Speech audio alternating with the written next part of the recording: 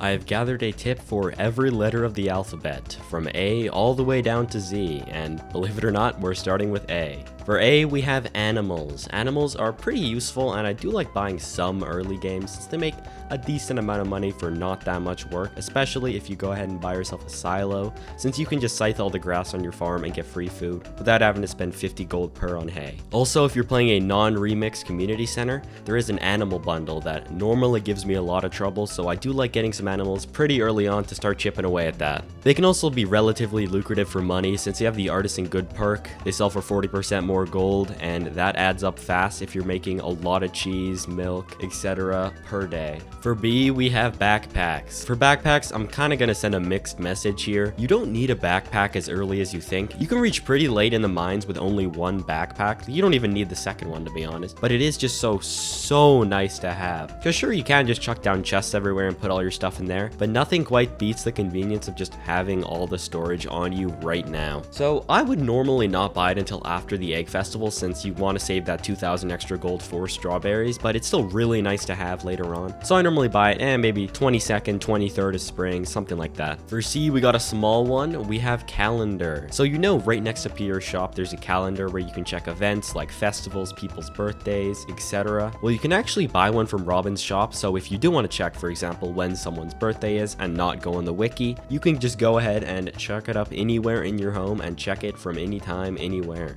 For D, we have daily luck. Daily luck is super important. You can check it on the television. You get one when you start any farm, and you can go ahead, go to the fortune teller, and it'll tell you anything. It can range from very bad, slightly bad, neutral, slightly good, and very good. Obviously, you want to do things more on very good luck days, but some things it influences is mining. You get more staircases, less monsters, more ores, more gems, stuff like that. You also lose less items when you have higher luck when you die. And another small thing I just thought was interesting, it also affects the amount of wood you get when chopping down trees. Obviously not by that much, but I just thought that was an interesting fact. E, we got the egg festival. I love the egg festival. It's super nice early game since it kind of jumpstarts my money. Before, you only really have potatoes, but at the egg festival you can buy strawberry seeds, which I mentioned earlier in the backpack, for 100 gold per. So you want to save up your money early game so you can buy strawberry seeds there. Also, early on in the game you get a quest to meet every single NPC, and I basically ignore this quest until the egg festival since it's really annoying to hunt everyone down in their own homes, and when I'm at the festival I can just talk to everyone there, so it's really convenient since every single NPC you need is right in one place. For F, we have fall crops, but I'm also just going to cover spring, summer, and winter as well. We're only going to be talking year 1 for now. For year 2, I'll talk about that some other time, but for year 1 spring, I would recommend planting one thing of potatoes as well as your starting parsnips, then save up all the money you can get until the egg festival, buy strawberries there, and then you can get 3 or 4 harvests of the strawberries. I can't remember off the top of my head. And yeah, with any extra money you can get after the egg festival, you can just buy strawberries. And of course, you do want to go ahead and get yourself the community center crops. Do not forget about that. For summer, year 1, I would probably do blueberries. Maybe if you have jars, I don't know, you're leveling up your farming really quickly, you could buy yourself some melons. But yeah, I'd say blueberries are probably the best beginner choice. For fall, it's pretty much the same as summer. Do cranberries if you have no jars, and pumpkins if you do have jars. And for winter, I use this as a chance. Yes, I do plant a lot of stuff during winter. I use this as a chance to level up my foraging a ton. If you leveled up your foraging to level 7 by the time you did reach winter, I just plant a ton of winter seeds and level up my foraging pretty much to level 10 if I do have enough sprinklers to actually water all of the ones I get. For G, we have the Galaxy Sword. This is the best sword in the game. Sword, yes, there are technically hammers better. Don't comment about it. I'm a pretty big hammer guy, but I'd recommend swords for most people, especially on console. There are mild spoilers here, and I am going to give you a little bit of a warning just in case you are new, because sure, the game's been out for like 5-6 years, but hey, I don't want to spoil anything. So just skip ahead like 30 seconds in the video or something. I'll put a precise timestamp on screen. When you get your first prismatic shard, I won't go exactly into how to get a prismatic shard, but when you get it, you want to bring it to the desert if you've unlocked it, and if you haven't unlocked it, just chuck it in a chest somewhere, save it, and stand in the middle of these pillars. And you stand there, you're going to get this Galaxy Sword. The Galaxy Sword is going to be leaps and bounds ahead of any other sword in the game at this point. Even if you're relatively late game, it's going to be doing like double or like 1.5x the damage you have, so you absolutely want to get this as soon as possible since it makes stuff like the Skull Caverns and even normal mines, if you somehow haven't finished that, way easier. For H, we have hardwood. Hardwood hardwood is unbelievably useful, and you need lots of it late game,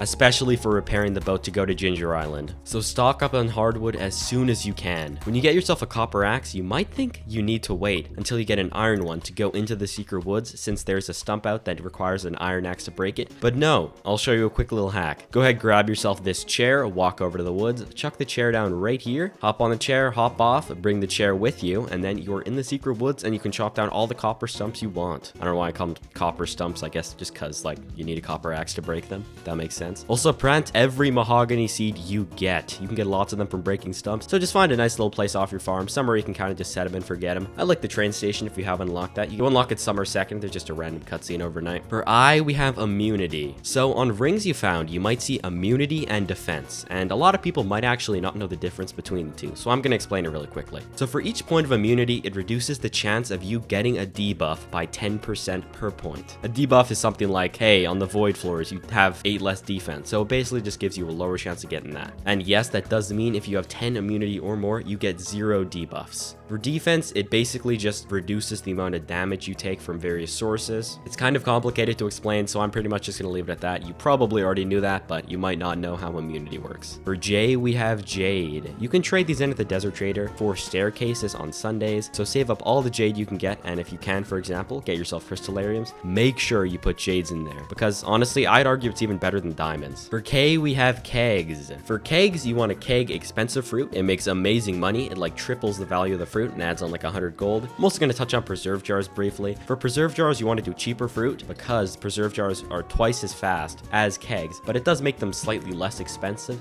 So for example, you want to put something like a star fruit into a keg and something like a blueberry into a jar. For L, we have the large fish tank. This is kind of a niche thing, and this works with any fish tank, but if you put down a fish tank, chuck a couple of fish in it, and then pick up the fish tank, it'll actually just keep the fish in there. So for whatever reason you want to store like a billion fish, it's a pretty easy way to do it. Fun fact, I randomly found this out by accident, but it's kind of cool and I think it's like relatively useful. At M, we have the Magic Rock Candy. The Magic Rock Candy is the best food in the game. It boosts every single stat by a staggering amount. And sure, it does cost 3 prismatic shards to get, which is really expensive for most people, I'm not gonna lie to you. But if you're relatively skilled at Skull Caverns, you can eat one of these guys, go on a little Skull Cavern runs, and probably profit. Like, you can probably get more than 3 prismatic shards. I think on my best run, I got something like 18 prismatic shards, which goes ahead and pays for like 6 of my next runs, all having Magic Rock Candy, so it is just unbelievably useful. And we have NPCs. For NPCs, the way to gain friendship is pretty simple. Just talk to them every day and gift them. And one thing you might want to keep in mind is friendship does decay slowly over time. So if you ignore someone for a long period of time, they might be slightly lower friendship than you remembered when, you know, you were gifting them every day and stuff like that. Oh, we have oak resin. You want to set up a farm for this as early as you can. To set up a farm, just grab yourself an acorn, chuck it down, wait for it to grow, put a tapper on it. You can craft a tapper for wood and copper. You unlock it at a really early foraging level, so it's not that hard to unlock. Then just set it on, and weekly you will get yourself some oak resin. If you're wondering why you need it to craft kegs, and normally for a lot of players this is kind of a barrier since you can manually farm up copper and iron and wood really easily, so don't forget about that stuff. For P, we have panning. For panning, most people are kind of just gonna forget about it, but it's actually really useful. And if you don't want to forget about it, what you can do is actually wear the thing as a hat so you don't forget about it, and it also doesn't take up an inventory slot. But I would absolutely pan every single place you can possibly find, because there is a chance you can actually get yourself a luck ring, which is a very nice to have. That's straight up just linearly gives you 1 more luck, which is great to have when you're mining and all this kind of general daily life stuff. For Q, we have Mr. QI. Okay, huge spoilers here if you're new once again, so just skip ahead. There'll be a timestamp on screen if you don't want to hear about this. But when you get to Ginger Island, collect yourself 100 golden walnuts, you'll unlock this room with quests and a shop where you can spend the items you will get from completing the quests. You absolutely do not want to forget about this guy, as he sells you so many useful things, especially late game. One of my personal favorites is the horse whistle, since you can just get a horse anywhere, anytime. For R, I have the rabbit's foot. When you get yourself a rabbit's foot from whatever, I don't know, they drop from a serpent in Skull Cavern, or you actually set up yourself a coop, bought a rabbit, and he gave a rabbit's foot, you can trade it in at this sketchy little truck place to get yourself a talisman that gives you more luck. I would do this as soon as possible, since I always like having more luck in my back pocket, as it affects every aspect of the game. At S, we have subscribe.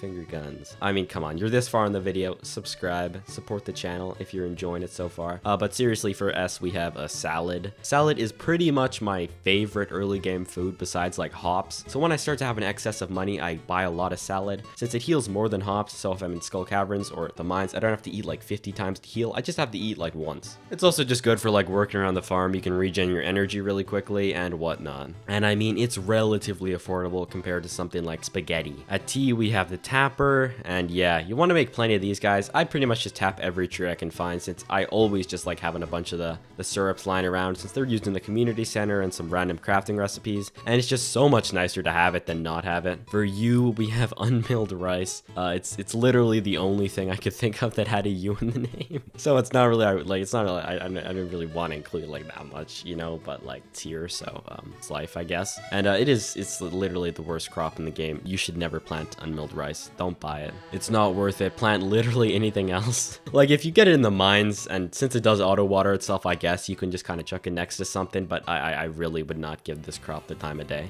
For V, we have a vampire ring. I wouldn't recommend using this ring. I'm a bit of a hater of this ring, since like just eat instead of getting 2 HP per enemies. The only kind of niche case that I would use this in is Miner's Warrior's Upper Head, the Skull Caverns Hungry Challenge, where you can't eat food and you need to get to level 100. I would probably use one of these now in combination of like other rings, binding them and whatnot. But yeah, I would not use this ring just like every day of life, because it's just so useless in comparison to other stuff like the Iridium Band and whatnot. For W, we have the wallet. There's lots of useful things in this, and don't fall into the trap of what I kind of normally do, which is like get a bunch of quests, completely ignore them and just play the game, and then remember all of them at once and suddenly panic because I haven't done them, and then I just spend one day doing like 50 quests at once. Kind of try to do them as you can, but you might not be able to get everything at once, so kind of keep them on the back burner. Don't forget about them and just make sure you do them, since they do give you money and rewards for the wallet like I was mentioning. For X, we have literally nothing, so I guess during the time, just go down to the comments and like comment how your day's going or something, or any new games you've been playing you've been enjoying, something like that. And Y, we have Yoba. So Yoba, this is a little bit of Stardew Valley lore. Yoba is like the god of Stardew Valley. There's a little shrine in Pierre shop. There's also a cool ring where you have a chance to not take damage, which is pretty cool. I like that ring. It's like pretty easy to make early game and you unlock it fairly quickly. So if I have an empty ring slot, I'll chuck one on. You know, it's relatively useful. I probably wouldn't use it too much endgame though. At Z, we have Zuzu City. It's only mentioned briefly actually in Stardew Valley, but there's a good amount of lore about it, so we do know kind of what its general gist is. The only time we actually see it in the game, like I said, was in a cutscene with Sam, where he goes there to perform in like some back alley. But I would really love to see this in a future update, but honestly, it's probably not coming, let's be real. Concerned Ape is he's like pretty much done with the game since he's working on Haunted Chocolatier, so I wouldn't hold your breath. But if you do want to see it, there's actually a mod called Downtown Zuzu where you can check out the city. And if you want to watch me check that out, click this video on screen right now, because yeah, you can watch it there. Go ahead and click it. Yeah, it's right there. Click, yeah, just once, just one click. Thank you. All right, bye.